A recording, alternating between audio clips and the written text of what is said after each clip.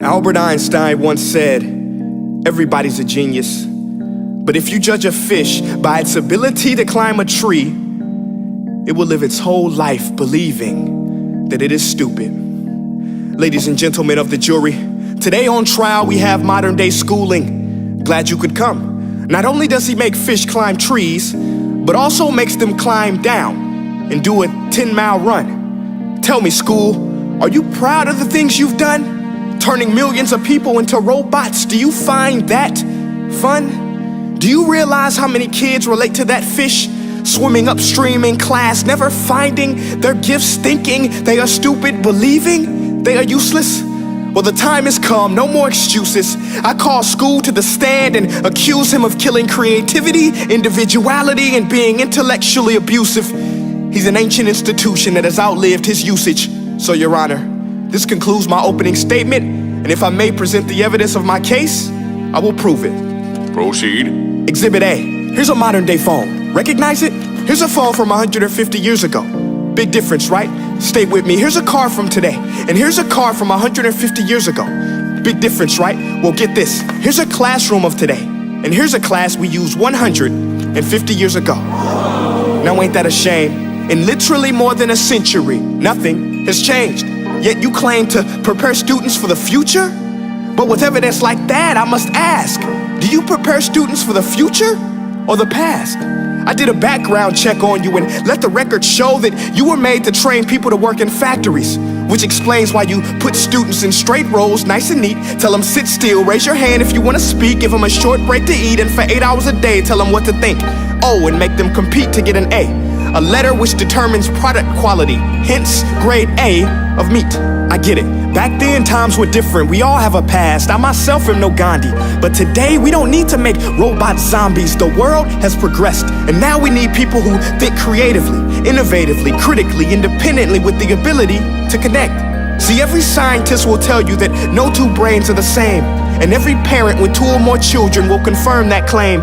So please explain why you treat students like cookie cutter frames or snapback hats, giving them this one-size-fits-all crap. Watch your language. Sorry, Your Honor, but if a doctor prescribed the exact same medicine to all of his patients, the results will be tragic. So many people would get sick, yet when it comes to school, this is exactly what happens. This educational malpractice, where one teacher stands in front of 20 kids, each one having different strengths, different needs, different gifts, different dreams, and you teach the same thing the same way?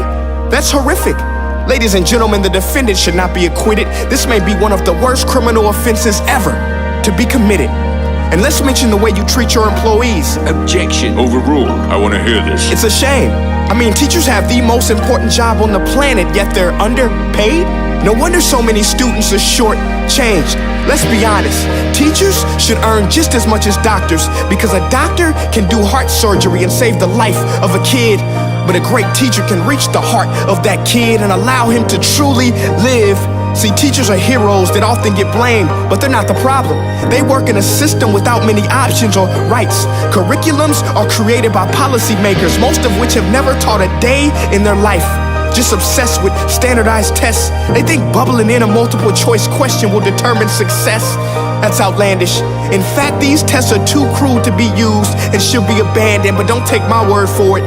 Take Frederick J. Kelly, the man who invented standardized testing, who said, and I quote, "These tests are too cruel to be used and should be abandoned." Ladies and gentlemen of the jury, if we continue down this road, the results will be lethal. I don't have much faith in school, but I do have faith in people.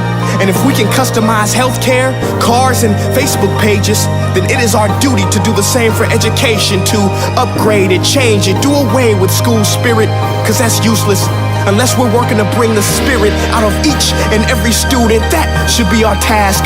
No more Common Core. Instead, let's reach the core of every heart in every class. Sure, math is important, but no more than art or dance. Let's give every gift an equal chance. I know this sounds like a dream, but countries like Finland are doing impressive things. They have shorter school days, teachers make a decent wage, homework is non-existent, and they focus on collaboration instead of competition. But here's the kicker, boys and girls. Their educational system outperforms every other country in the world. Other places like Singapore are succeeding rapidly. Schools like Montessori, programs like Khan Academy, there is no single solution. But let's get moving, because while students may be 20% of our population, they are 100% of our future. So let's attend to their dreams, and there's no telling what we can achieve. This is a world in which I believe, a world where fish are no longer forced to climb trees. I'll rest my case.